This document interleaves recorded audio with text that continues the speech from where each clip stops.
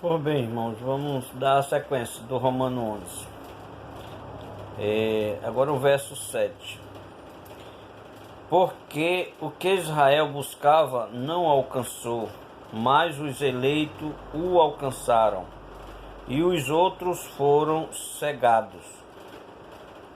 Como está escrito, Deus lhe deu espírito profundo de sono, olhos para que não vejam e ouvido para não ouvirem, até o dia de hoje. Essa passagem ela foi profetizada por Isaías 29:10, para que fosse falado por parábola, né? Como a gente cita, a parábola que Jesus fala por esse povo por parábola, para que mesmo escutando não entendesse, mesmo vendo, mas não enxergasse. Então isso foi cortado e apóstolo Paulo retrata isso, que é uma questão de tempo, é só uma questão de tempo, é uma estratégia de Deus para com seu povo. E Davi diz: torne-se-lhe sua mesa em laço, e em armadilha, e em tropeço, como seu pagamento. Então essa rebeldia, essa desobediência trouxe isso como um laço, né, para a sua mesa. Então essa palavra nós trazemos para hoje. A palavra de Deus, ela se renova. Então isso é um renovo para nós, sabermos como é que está nossas obras, os nossos desejos, se está conforme o desejo de Deus, os nossos pensamentos, se está conforme o pensamento de Deus. Então tudo isso nós fazemos segundo a vontade de Deus.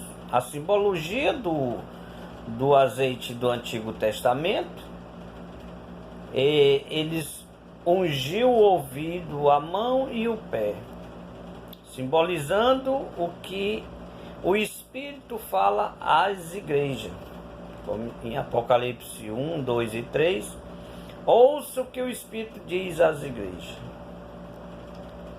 Então é ouvir a voz do Espírito Santo, esse é o revelar, esse é o mistério que está dentro da igreja, esse mistério que não possa ser entendido, mas só os espirituais é que vão testificar. Por isso que vem a parábola nos dizendo o azeite. No final vem o azeite para que dê a tocha de fogo, para que alimente, né, a tocha de fogo. Esse é o alimento final, esse é o nosso reduto, né? Esse é o nosso refúgio, é o fim, é o resultado disso tudo.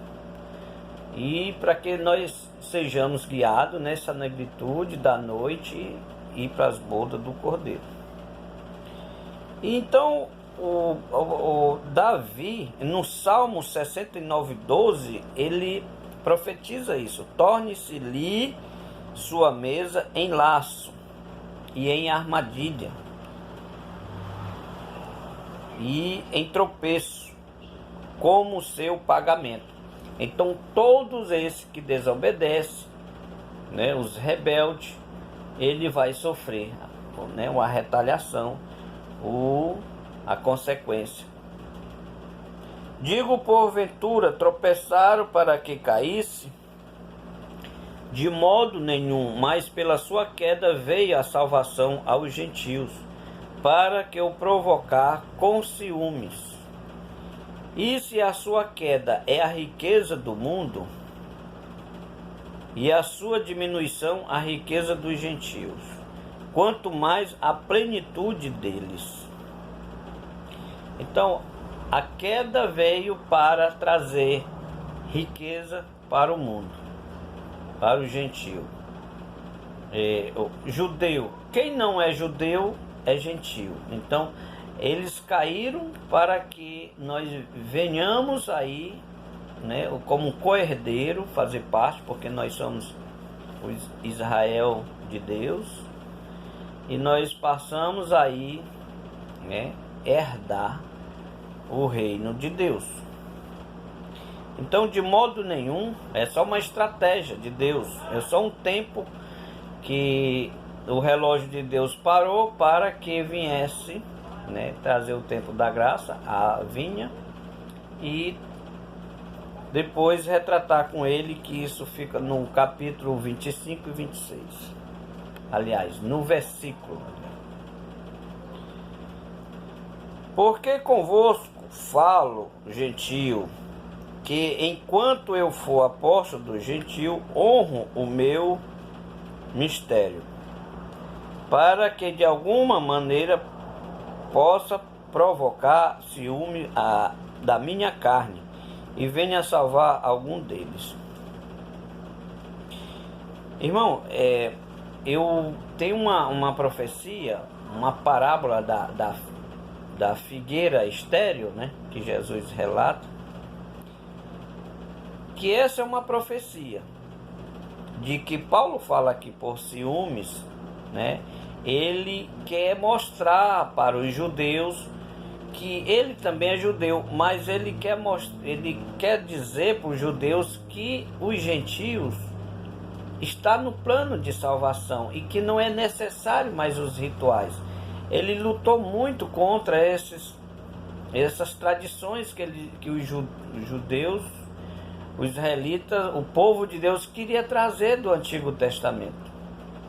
Então essa parábola aqui é como se Jesus estivesse chamando Paulo e dizendo: Paulo, tem uma figueira aqui no meio da videira, e essa figueira não está dando fruto e ela está atrapalhando as outras dar fruto. Então arranca ela. Aí Paulo, aqui ele está dizendo que ele retrata com Deus e diz: não, Senhor, deixa ela aí que eu vou retratar ela. Eu vou cortar, podar alguns galhos, vou enxertar no pé dela mais adubo e vou tratar ela para que ela venha dar fruto. Porque nessa parábola Jesus diz que está com 3 anos vendo essa figueira e nunca dá fruto, que é aquela figueira que não tem fruto digno de azeite, de salvação.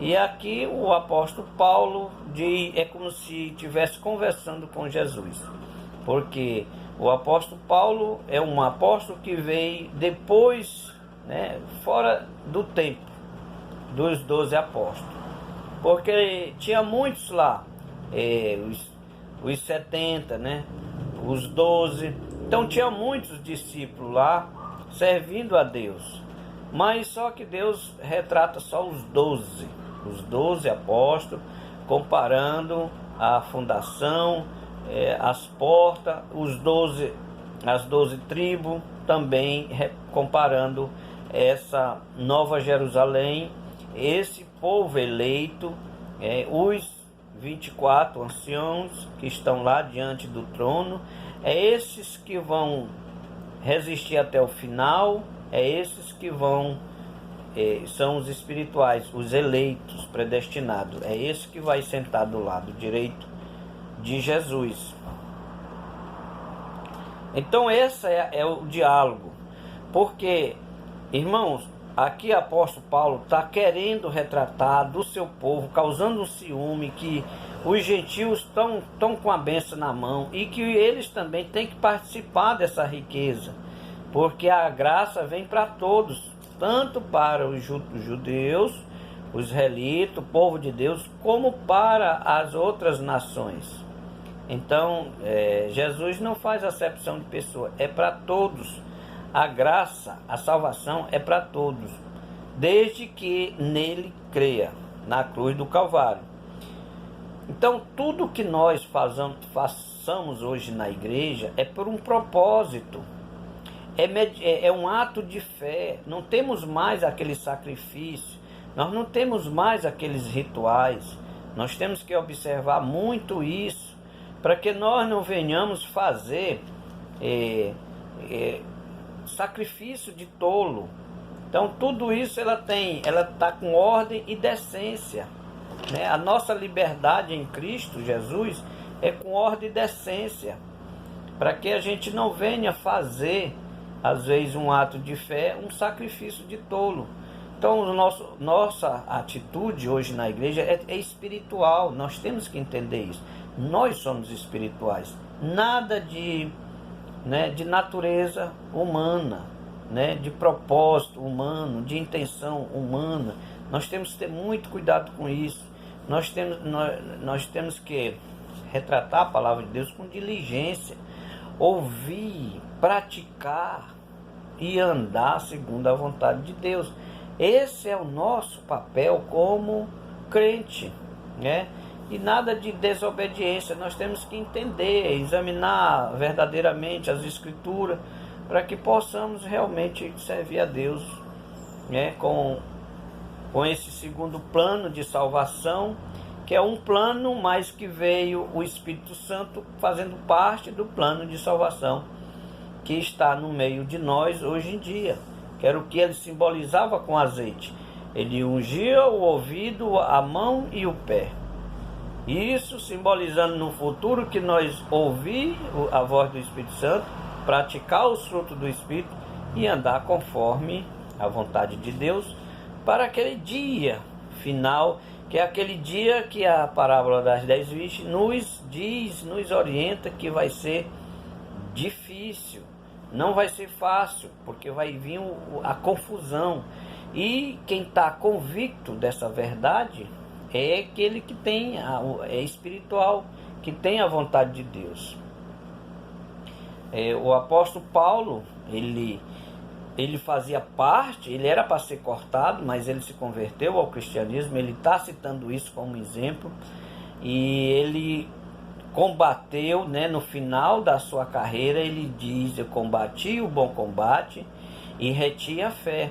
Isso para nós mostrando que nós não temos que estar só vendo o lado ruim, o defeito, só vendo o que não presta, as coisas, as coisas mal, porque tem pessoas que só vê o lado negativo, só vê o lado ruim, nada tá bom, nada presta. Então nós temos que avaliar isso aí, que isso é um espírito caído. Nós temos que combater, por mais que seja difícil, mas nós temos que ver as nossas bênçãos, Deus nos abençoa, então nós somos abençoados. É que às vezes o homem não enxerga, e tudo que nós formos fazer diante na igreja, como membresia, como povo de Deus espiritual, como igreja, as 5 virgens prudentes, nós temos que fazer com convicção, com fé, tudo com fé. Então nós sabemos que a salvação é pela fé mediante a graça. Se você não acredita na cruz do Calvário, a cruz é loucura para a pessoa, Então Paulo diz: combati o bom combate e reti a fé. Então observe na igreja aquela irmãzinha que só limpa aquela cadeira, o presbítero que está lá na frente, é a mesma coisa. Esses são os humildes, tem que ser humilde, para Deus não faz diferença. Então aquela irmã só tem aquela autoridade de limpar uma cadeira, mesmo que for a cadeira que ela sente. Mas nós temos que ver isso, A autoridade é constituída por Deus, mas nós não temos que fazer mau uso dela. Não vê o anjo de luz? O anjo de luz que tinha grande poder e usou para o seu próprio benefício, foi o engano. Esse é um outro exemplo para nós. Então nós observamos aí um exemplo do lado espiritual e do lado material. O espírito, o espiritual, ocupar a nossa mente. Ocupar a nossa mente com o quê? Coisa do mundo, as coisas de Deus. Então o material é o contrário, ocupar, atar fardo. Então são coisas do mundo, coisas materiais. É um exemplo para nós meditarmos. Então vamos ficar nesse vídeo aqui para a gente dar a sequência no outro, porque já está terminando aqui, a gente vai dar a sequência final para o outro vídeo, nessa passagem, que vamos ficar por aqui, em nome de Jesus.